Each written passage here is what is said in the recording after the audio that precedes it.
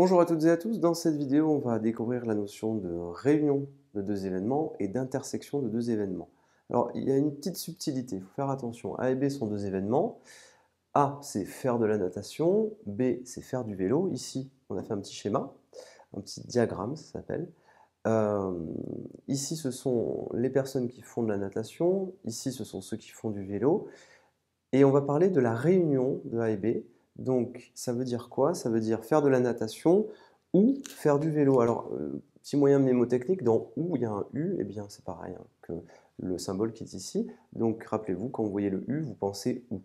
Le problème, c'est qu'en mathématiques, faire de la natation ou faire du vélo, c'est pas exactement la même chose que quand vous allez au cinéma et que vous allez voir un film ou un autre. Vous êtes pas, vous ne pouvez pas aller voir les deux films en même temps. Et donc, quand vous dites je vais voir un film ou un autre, eh bien, c'est ce qu'on appelle un ou exclusif, c'est-à-dire que vous êtes soit dans une salle de cinéma, soit dans l'autre. Vous ne pouvez pas être dans les deux en même temps. Alors que vous pouvez très bien être une personne qui fait de la natation et qui fait du vélo en même temps. Donc ici, regardez bien, la réunion de A et B, ce sont l'ensemble des personnes qui font de la natation ou du vélo, ou les deux. Si vous voulez, c'est l'idée de réunir tout le monde dans une même pièce. Vous appelez dans une même pièce tous les gens qui font de la natation, du vélo, et puis il y en a certains qui font les deux, donc ils seront invités aussi.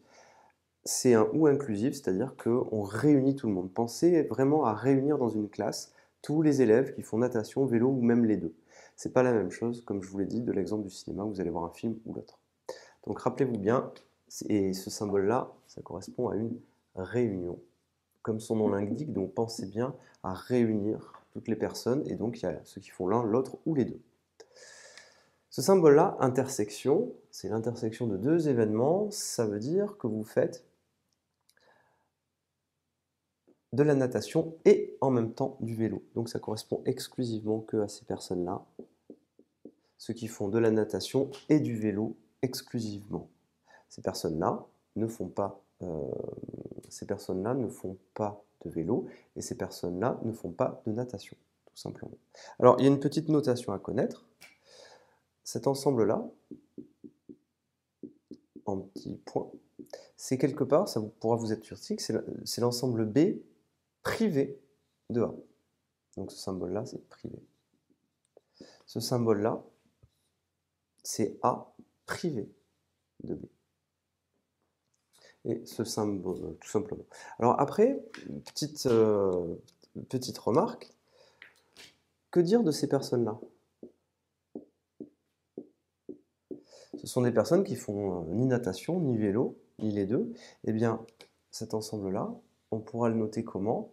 Eh bien, c'est le contraire de la réunion, tout simplement. Donc ça, c'est un petit exercice classique. C'est l'événement contraire de la réunion. Ici, pareil, en blanc, c'est l'événement contraire de la réunion A union B, tout simplement. Ça se voit très très bien ici. A union B, c'est ici. A union B, barre, hein, c'est l'événement contraire de A union B, tout simplement. Donc retenez bien ce genre de choses, ça peut vous être très utile. Je vous remercie et à bientôt.